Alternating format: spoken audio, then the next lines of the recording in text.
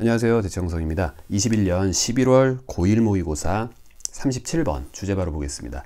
자, 문학작품에서 암시와 함축이 있다. suggestion, implication. 아마 이 두 개가 키워드가 될 거고, 사실 뭐 거의 같다라고 볼 수 있죠. 동의어라고 생각하셔도 무방합니다. 자, to understand the work of literature. 문학작품이라는 걸 이해하기 위해선 we need to find out. 우리는 알아낼 필요가 있습니다. 그 문학작품의 텍스트 속에 있는 어떤 함축을요. 여기다가 뭐 suggestion 둘 다 써도 상관없겠죠. 자, 본문 바로 들어가면 1번 문장에서 중요한 말은 사실 다예요. 주제문이 맨 앞에 뜨는데, 자, literary works 문학작품은 by their nature. 이렇게 their이라는 소유격을 씀으로써, 앞에 있는 명사를 지칭하는 소유격을 씀으로써 그것의 본질적으로, 원래는 뭐 이런 정도의 뜻이에요. 복수니까 their 받았죠. 그럼 문학작품은 원래, 문학작품은 본질적으로 suggest 합니다. 암시합니다. 자, rather than explain, 어떤 설명을 하기보다는요. 자, 그 다음요. they, 또 문학작품은요. imply, 뭐합니까? 함축합니다. rather than state, 어떤 진술을 하기보다는요. 말로 설명하는 게 아니라 함축하고 암시해서 우회적으로, 간접적으로 보여주더라. 뒤에 말을 끝내볼게요. 그들의 주장을 담대하고 어떻게 직접적으로 진술하거나 설명하기보다는, 그럼 반대말 indirectly, 간접적으로 암시하고 함축하는 게 문학작품이다. 사실 주제문은 다 나왔습니다. 요거 그대로 요약문 정도 만드는 방법도 기억하시면 나쁘지 않을 것 같네요. 직접적으로 진술하거나 설명하는 게 아니라 간접적으로 암시하거나 함축하는 게 문학작품의 본질이다. 요 얘기죠, 지금. 자, 2번입니다. 이 broad generalization, 폭넓은 일반화는, 자, 그러나 does not mean, 꼭 이런 의미는 아니에요.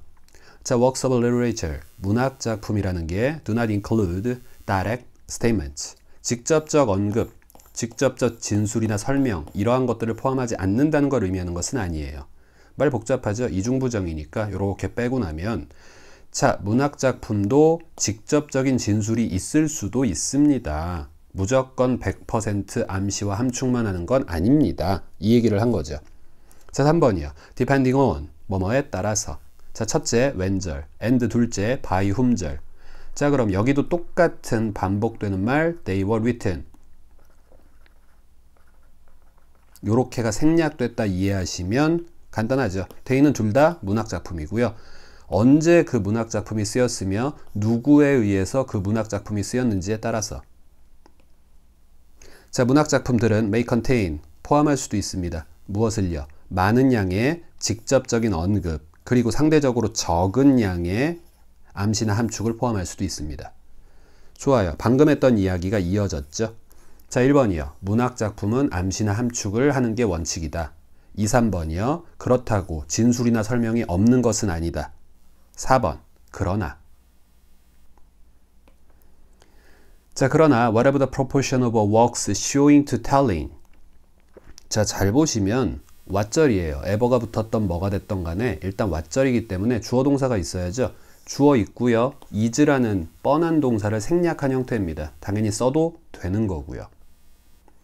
자, 그러면 whatever, 무엇이든지 간에 the proportion, 비율, ratio, 비율, 주어가 무엇이든지 간에. 자, 비율이란 말은 항상 뒤에 of 플러스 명사와 함께 A to B 이렇게 쓰이죠.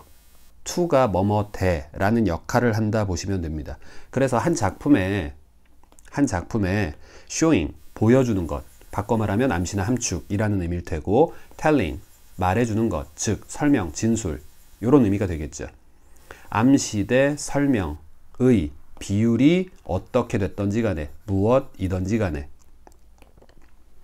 자, 중요한 건 여기요. There is, 있습니다. Always something, 항상 주어, 뭔가가 있습니다. 자, something 뒤에서 to interpret이 이렇게 수식하는 형용사적 용법이고요. 해석할 뭔가가 있습니다. 자, 그럼 해석을 누가 합니까?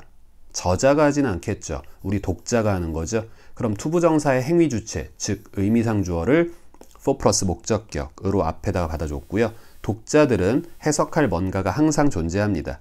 설명이 됐건 암시가 됐건 직접적으로 말했건 우회적으로 간접적으로 말했건 간에 어쨌든 우리 입장에서, 읽는 사람 입장에선 해석할 뭔가라는 게 존재하는 거죠. 자, 5번 thus. 그러므로 we ask. 우리는 이런 질문을 묻습니다. 이렇게 동격하고 대사죠. What does the text suggest? 지금 이 글이 무엇을 암시하고 있는 거지? 라는 질문을 우리는 던진대요. As a way. 뭐 하기 위한 방법입니까? To approach literary interpretation. 자, 그럼 문학적인 해석에 접근하기 위한 하나의 방법으로서요. 자, 모자랄까봐 컴마 찍고 정확히 동격 표현을 한 번 더 줍니다. As a way to begin thinking about a text's implications. 그 작품에, 그 글에 어떤 암시나 함축 같은 것에 대해서 생각을 시작하기 위한 하나의 방법으로서, 즉 문학 작품에 대한 해석에 접근하기 위한 한 가지 방법으로서 이 글이 도대체 무엇을 암시할까? 라는 질문을 우리는 던지게 됩니다. 자, 6번이요. What a text implies. 여기까지 왓절 주어. 그럼 한 텍스트가 암시하는 것은, 자, 단수 취급했죠? is, 입니다. 자, 뭐입니까? 비동사 뒤에다가 종종 이렇게 of 플러스 명사를 쓸 때가 있어요. 예를 들어 it's of importance.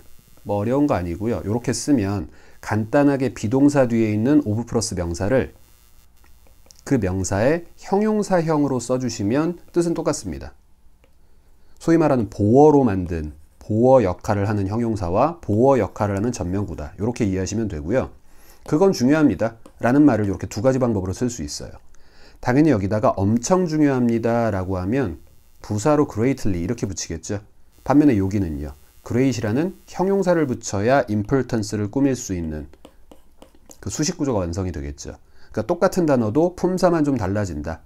요거에 따라서 해석 자체는 똑같아요. 그것은 엄청 중요하다. 엄청 중요하다.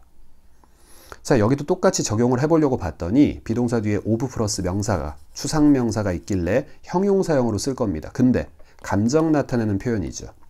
그럼 ing 버전과 pp 버전, interesting과 interested가 있을 텐데 결국 둘 중에 하나는 택해야 될 거예요.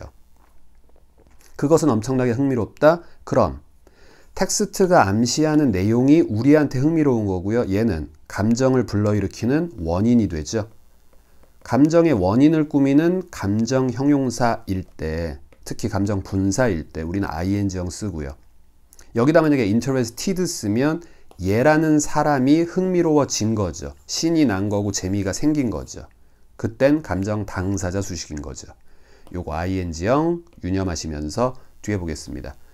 통째로, 자, 텍스트가 암시하는 것은 종종 우리에게는 엄청나게 흥미롭다. and 그리고요. our work, 우리의 할 일, of figuring out a text implication. 여기까지가 주어. 한 텍스트의 암시나 함축, 그것을 알아내고자 하는 우리의 할 일은 테스트 검증합니다. our analytical powers. 결국 우리의 분석 능력, 독해력을 검증하는 것이지요. 이걸 잘 알아냈다면 우리의 분석력이, 독해력이 뛰어난 거고, 그렇지 않다면 네, 독해력이 뛰어나지 않은 거일 것이다. 자, 8번이요. 자, 전치사 뒤에 동명사 구조로 자주 나오는 게 ing인데 얘는 조금 조심하시면 좋아요. 왜 그러냐면 어디에 쓰였느냐에 따라 뜻이 조금 다릅니다. 문장보다 앞에 쓰였을 때, 뭐뭐 할 때라고 해석하면 대부분 어울리고요.